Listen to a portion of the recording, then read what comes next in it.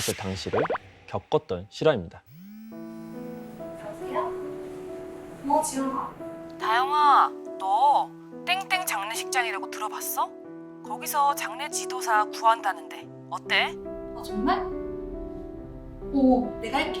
2015년 봄 대학 졸업을 앞둔 다영 씨에게 친구가 달콤한 제안을 하나 합니다. 친구가 말한 장례식장은 도심과는 꽤 멀리 떨어지고 외곽에 위치한 곳이었어요. 그런데 그곳엔 어울리지 않는 특이점이 하나 있었어요. 바로 월급이 셌다는 거죠. 그렇게 첫 출근을 하게 됩니다. 신입 장례 지도사 강다영입니다. 그곳에서 가장 오래 일했다는 선배 장례 지도사분을 마주하게 되는데요. 근데 그 선배가 하는 말이 과장님 지인 추천으로 왔다고? 네. 여기는 기가 세지 않으면 아무나 못 버텨. 마음 단단히 먹어야 할 거야. 신입이다 보니 군기를 좀 잡으시려고 그러시나 보다 생각했어요. 그렇게 신입 장례 지도사의 첫 직장 생활이 시작됐습니다. 장례 지도사가 처음 들어가면 가장 먼저 하는 일이 뭘 것 같으세요? 옷 갈아입히는 그런 건가? 깎고 옷 입히는 거? 바로 입관을 참관하는 일입니다. 그게 기본입니다. 예. 여기서 입관이란 몸을 닦고 수의를 입히는 염습을 마친 고인을 유족들과 인사시킨 후에 관으로 옮기는 걸 말하는데요. 처음 고인을 직접 마주하는 일이기 때문에 사실 신입들한텐 굉장히 조심스러우면서도 두려운 일이기도 하죠. 쉽지 않을 것 같아. 특히 사고사로 들어오는 시신은 정말 똑바로 쳐다보기도 힘들 만큼 처참한 경우가 많다 보니까 기가 약한 사람들은 그 자리에서 쓰러지거나 이후 시름시름 몸이 아파온다거나 하는 경우도 있다고 하더라고요. 다영 씨는 다행히 멀쩡했어요. 근데 첫 입관을 딱 마치고 나오는 순간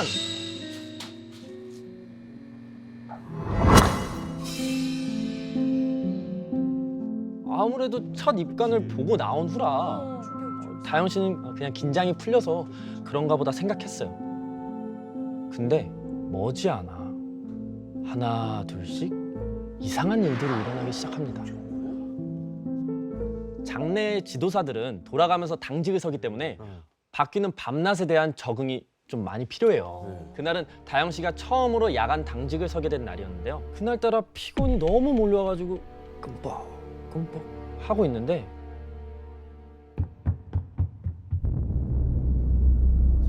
이상한 소리가 들리는 거예요.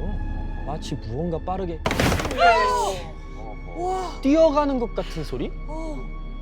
그날은 상도 없는 날이라 아무도 없을 텐데 너무 이상했죠. 의문의 소리를 무시할 수 없었던 다영 씨는 2층으로 올라가 봤어요. 근데 아무런 소리가 안 들려요. 이상해서 3층으로 또 올라갔죠. 근데 그곳 역시 2층처럼 고요했어요. 내가 잘못 들었나? 이거 혹시 누가 숨어든 거 아닐까?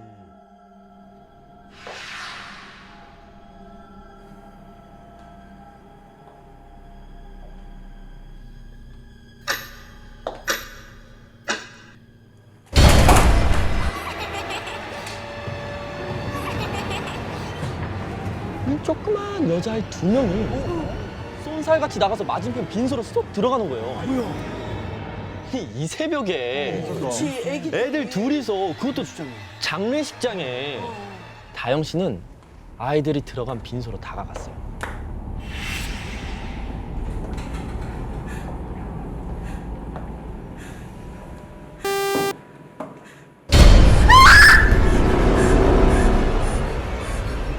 순간 다영 씨는 너무 놀라서 앞으로 고꾸라졌어요. 그런데 아무도 없어요. 순간 심장이 발끝까지 쿵 떨어지는 느낌이 들었어요. 내 흡. 뭘 본 거지? 퇴근 후에도 그 소름이 가시질 않았죠. 다음 날 주방에서 이모님들 음식 나르는 걸 도와드리는데 이모님께서 다영 씨 얼굴을 쓱 살피시더니 강주임, 요즘 무슨 고민 있어? 월급빛이 왜 이렇게 안 좋아? 다영 씨는 조금 망설이다 어제 겪었던 이야기를 털어놓았어요. 그랬더니 벌써 봤어?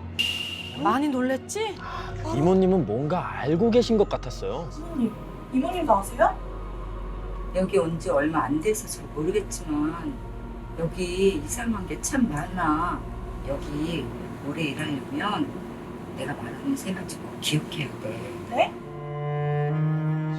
첫 번째, 뭐가 보여도 아는 체 하지 말고 그냥 넘어가. 둘째, 아무도 없는데 뭐가 들려도 예민하게 놀라지 말고 그냥 안 들리지. 너만 힘들어.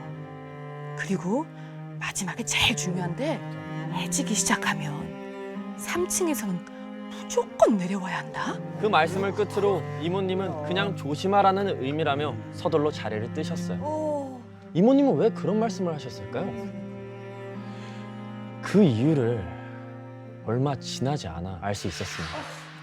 장마가 시작됐는지 세차게 비가 내리던 날이었어요.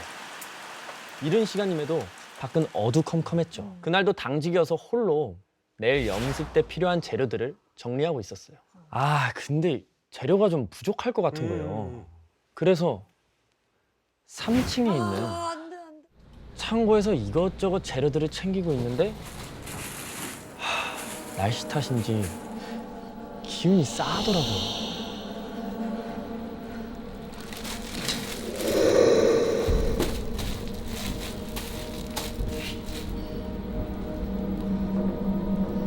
과장님이세요?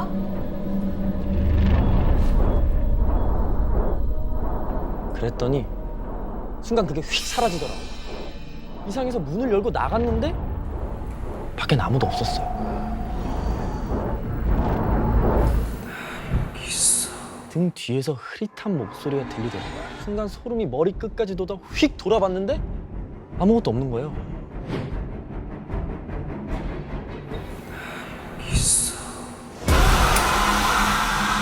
저 멀리 뭔가 흐릿하게 보여요. 자세히 보니 얼굴이 창백하다 못해 새하얀 남자가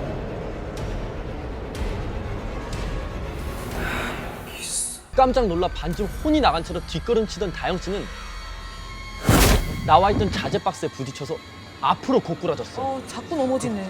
그리고 그곳을 다시 보니 사라지고 없더라고요. 해지기 시작하면 3층에서는 무조건 내려와야 한다. 이모님이 하셨던 당부가 머리를 훅 스치고 지나갔죠. 이곳 3층엔 뭔가가 있는 게 분명했어요. 다음 날 나까지 있던 마지막 장례가 끝나니 모든 빈소가 비는 타임이 왔어요. 이때다 싶어서 청소 이모님을 도와 1층부터 3층까지 이곳저곳 대청소를 시작했죠. 그렇게 3층 마지막 빈소 청소까지 끝내니 어느덧 시간은 6시 반을 넘기고 있더라고요. 그걸 끝으로 화장실에서 걸레를 빨고 있는데 밖에서 이상한 인기척이 들리는 거예요. 밖을 내다봤는데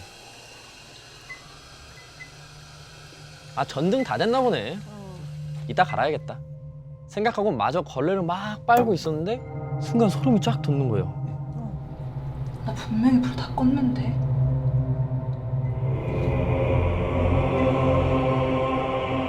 갑자기 마음이 다급해지기 시작해서 재빨리 걸레를 빨고 나왔는데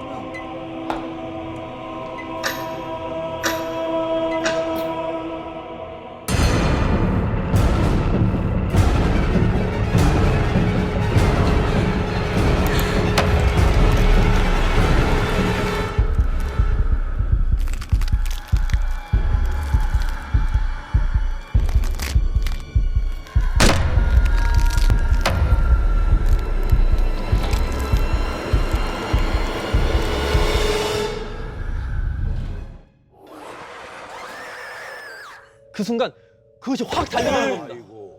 너무 놀라 미친 듯이 도망쳐서 계단을 막 내려가는 순간 다영 씨는 정신을 잃고 말았어요. 눈을 뜨자마자 보이는 건 온통 하얀색뿐이었어요. 병원의 흰 천장이었죠. 계단에서 굴렀다는데 기억은 나니?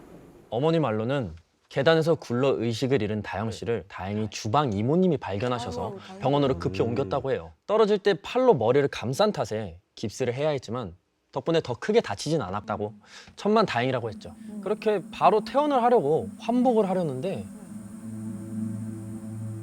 엄마가 사색이 된 얼굴로 다영 씨 뒤에 있는 거울을 가리키는 거예요. 천천히 뒤를 돌아본 다영 씨는 엄청난 충격을 받고 맙니다.